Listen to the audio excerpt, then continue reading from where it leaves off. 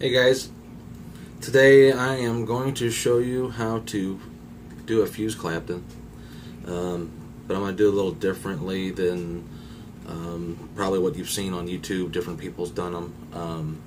I'm going to be fusing some 26 gauge, and I've already pre-straightened a piece of 26 gauge, and then we'll just get right into it here. What you want to do is you want to take that and you want to double it over one length of wire. Instead of having two separate wires, you want to take one long wire, double it over after it's straightened, and then you want to twist this end up. I take a pair of pliers and hold it right where it crisscrosses, and then I'm going to twist the ends together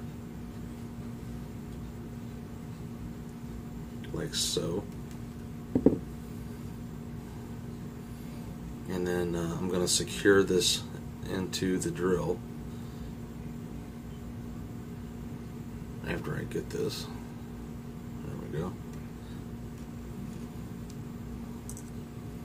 So I'll put this in my drill here, and you want to make sure that it's pretty snug. I mean, you want to tighten it down, because this method you need to have a lot of tension on your wire, so it's nice and snug.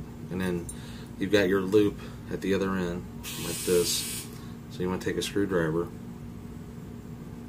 and you want to pull, so that way these wires come kind of close together, so it's not flopping around.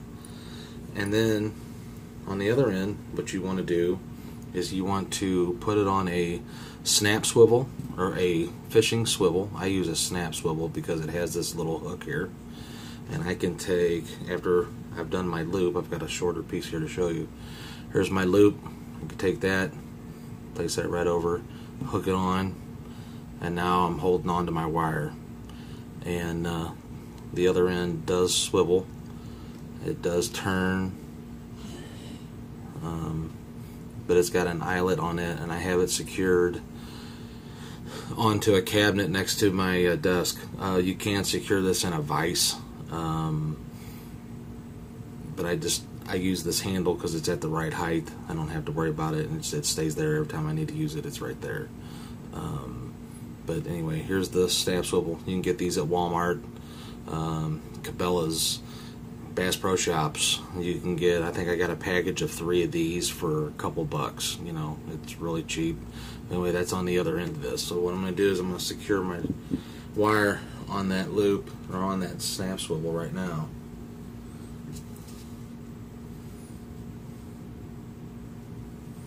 Which that's on there. I'm going to reposition this camera so you can see what's going on here.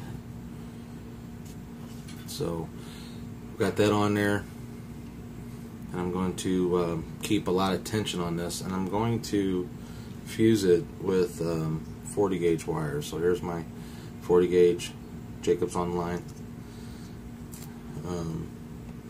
40 gauge wire, and I'm going to get it started.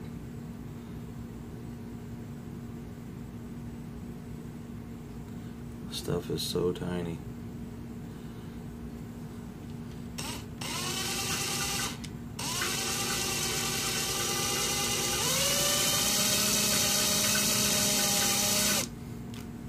Got it started there. Now you want to take your spool, and here's the cool part.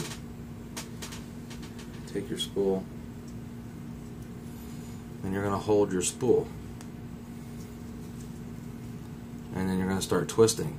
And then what you want to do is, it's sitting here and you're holding it, and as it's twisting, you want to pull back towards the drill a little bit, slightly, so that way as it's spinning and rotating around the two wires, if you pull back towards the drill just slightly, that keeps it up tight up against the other wire as it's wrapping. So you can, it'll be virtually perfect. You won't have to touch the wire. You can speed your drill up to full speed.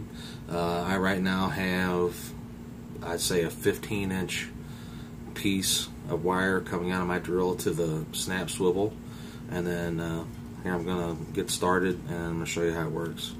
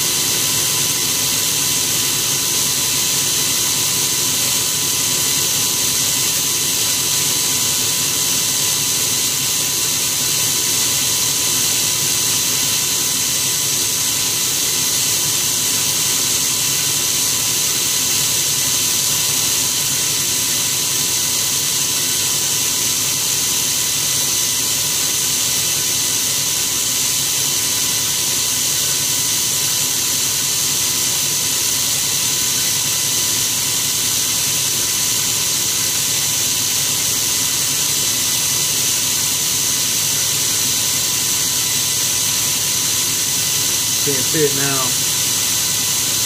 I'm almost to the end. Still going at full speed.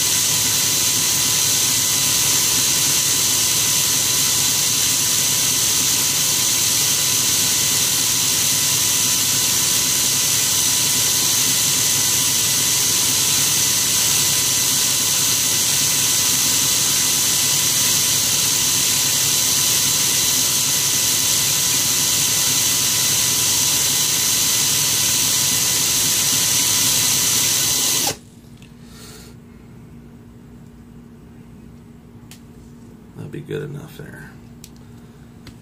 So I've done a good, I don't know, 12 inches or so here. I'll take this off the switch snail. So